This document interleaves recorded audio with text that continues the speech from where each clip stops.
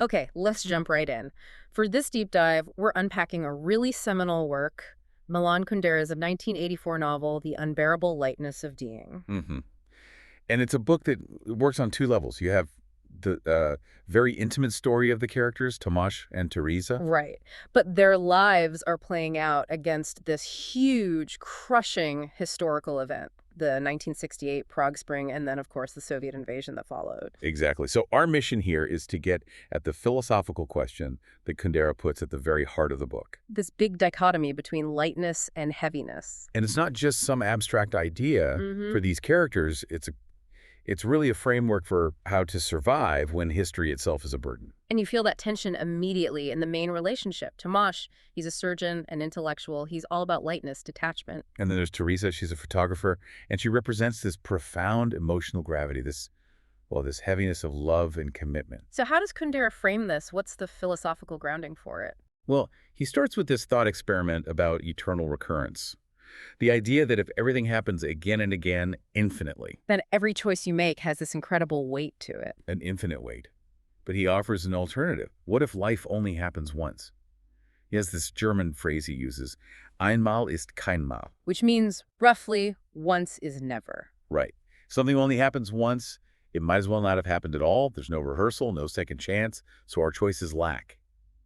Well, they lack that comparative weight. So they become insignificant. And that gives us this total freedom or lightness. Exactly. Kundera asks it directly, doesn't he? Something like, the heavier the burden, the closer our lives come to the earth. What then shall we choose? Weight or lightness? And Tomáš, at least at first, definitely chooses lightness. Mm-hmm. His womanizing, his detachment, it's all driven by this idea that you can't test a decision, so it doesn't really matter. He says, there is no means of testing which decision is better. But here's the thing. How does he square that with the pain he causes Tereza?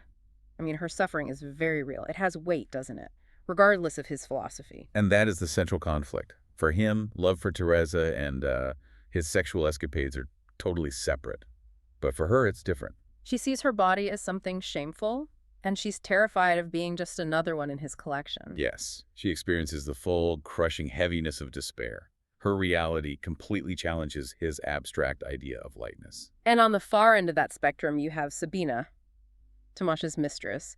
She seems to take this idea of lightness to its absolute extreme. Oh, for sure. She finds real satisfaction in the act of betrayal, and constantly being on the run from any kind of constraint is her war on kitsch. Okay, let's unpack that. What does Kundera mean by kitsch? For Kundera, kitsch is the denial of shit. It's the denial of everything difficult and unacceptable about life. Like a forced sentimental optimism. Exactly. And in a totalitarian regime, that optimistic certainty isn't just an aesthetic choice, it's a political demand. So Sabina's private betrayals are a mirror of her rejecting that political conformity. Which brings us back to how the political just crashes into the personal. Tomáš writes this essay comparing the Czech communist to Oedipus.